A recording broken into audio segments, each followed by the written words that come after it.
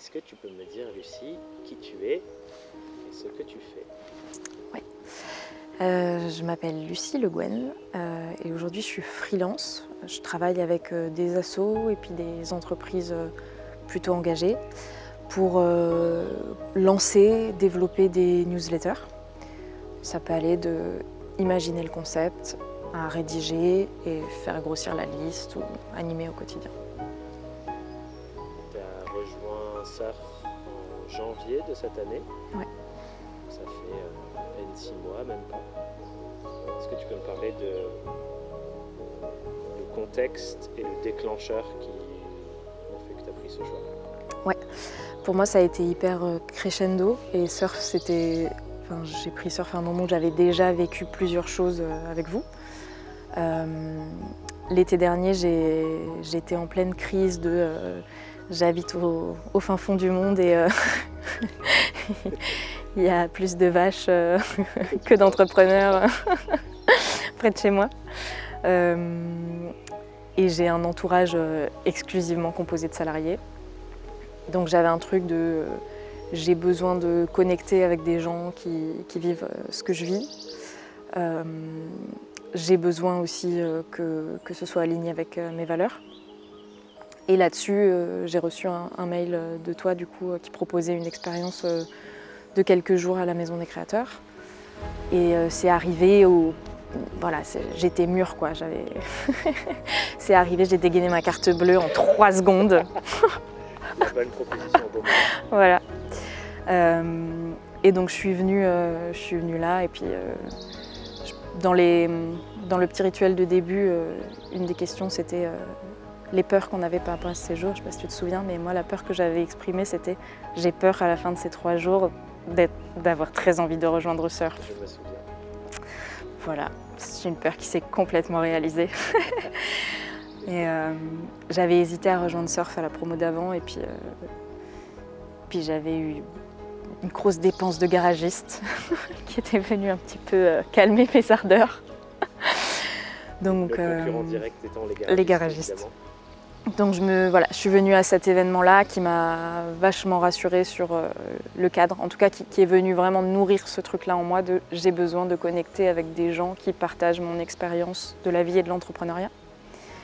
Et je suis partie en me disant je veux garder le contact avec ces gens, je veux pas... Donc j'ai rejoint la communauté ensuite. Ensuite je me suis inscrite au séminaire EMI, donc marketing, qui fait partie de Surf aussi. Donc j'avais testé la communauté, j'ai testé l'espace en ligne, et puis après j'ai testé l'expérience pédagogique, et puis après j'avais fait ma petite checklist, ok c'est bon. Tout est validé. Voilà, et puis ensuite c'était bon pour moi, quoi, c'était lancé. Et est-ce qu'il y a des choses, parce que tu avais goûté effectivement à plusieurs choses avant de passer le grand cap de rejoindre le format sur 2 ans, etc. Est-ce qu'il y a des choses que tu n'avais pas forcément perçues de l'extérieur, que tu vois maintenant que tu es à l'intérieur, qui sont présentes, ou est-ce que tu avais finalement assez bien goûté à ton sens? Je pense qu'à ce stade-là, j'avais vraiment une vision assez claire de ce que c'était. Et d'autant plus que du coup, j'avais échangé beaucoup avec des gens qui étaient dans Surf et j'avais posé plein de questions. Et il y avait eu un petit effet pression de groupe de « c'est la meilleure expérience de ma vie, vas-y ». Donc j'étais assez sereine. Par contre, ce qui a changé entre ce moment où j'ai hésité en juin et où finalement je ne l'ai pas fait, et puis janvier, je pense que pour moi la vraie différence c'était déjà la rencontre en présentiel, le fait de voir qu'on sort du format digital et que ça change tout à l'expérience qui est vécue. Le fait de vraiment passer par des processus et de me forcer parce que je fais partie d'eux à passer par ces processus-là. Ça, pour moi, ça a été hyper important.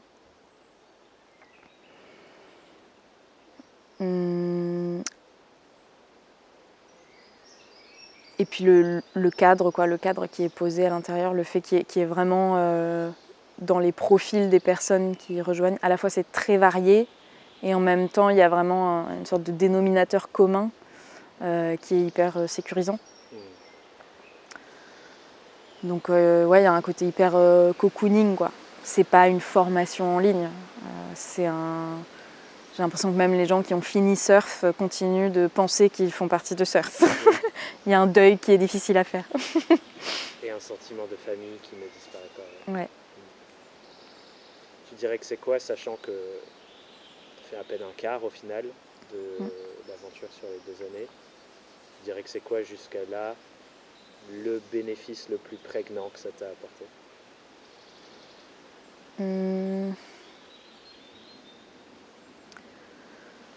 Pour moi, je pense que ça se joue vraiment sur le lien humain.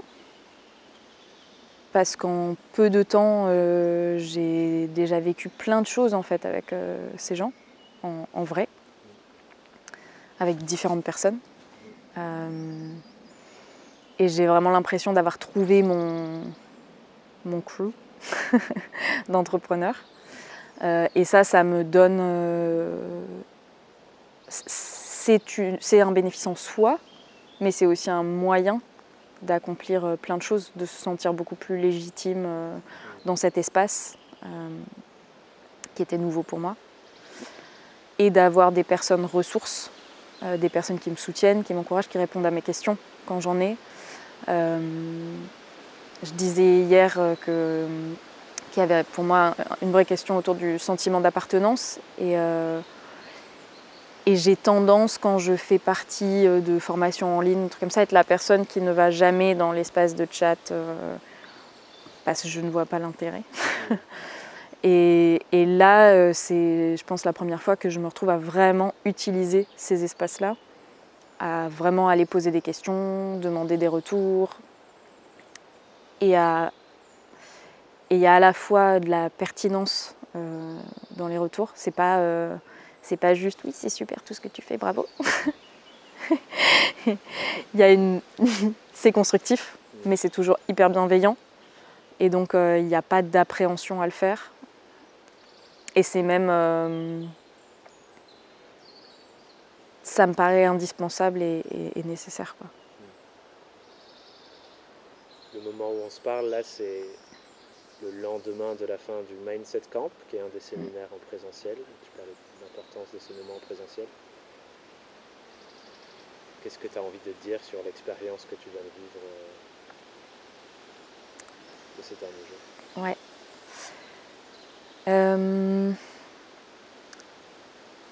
J'ai tendance à pas trop me projeter dans les choses que je vais vivre avant de les vivre, donc j'avais pas trop d'attentes et j'avais fait en sorte que personne me dise trop ce qui allait se passer. No spoil. Donc je suis venue déjà juste avec l'idée de ça va être un chouette moment. Mais je trouve que la manière dont... Et c'est ce qui m'avait impressionnée dans le séminaire marketing, ce qui avait vraiment... c'est la manière dont l'expérience elle est construite. Et je pense que c'était pas forcément clair pour moi avant la différence entre une formation et un coaching. En tout cas, ce que ça allait m'apporter de différent. Et il y a un truc déstabilisant un peu de...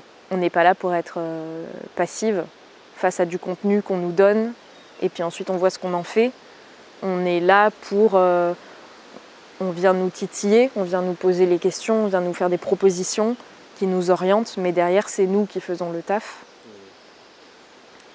En intelligence collective, donc avec tout ce que peut apporter le regard des autres, mais ça vient de nous. Et ça, c'est hyper empouvoirant comme méthodologie. Et c'est ce que j'avais beaucoup aimé dans le séminaire marketing et que j'ai retrouvé là. Ouais.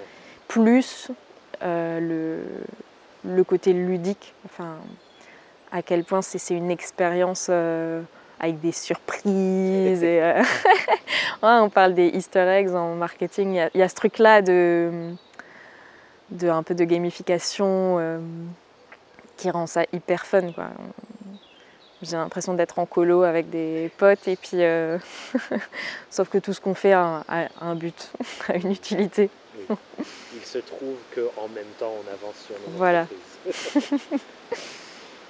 Et s'il y a des gens qui regardent cette vidéo et qui sont peut-être dans la situation à laquelle tu étais en juin dernier, de est-ce que Ouais. c'est pour moi, est-ce que c'est pas pour moi, est-ce que financièrement ça vaut le coup, enfin, voilà, qui sont dans cette hésitation, ce tiraillement entre y aller ou pas y aller, Mhm.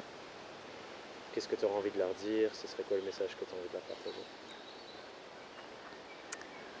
Ben, c'est compliqué parce que de base, on est dans un groupe qui valorise le consentement, donc je vais pas leur dire allez-y, c'est sûr.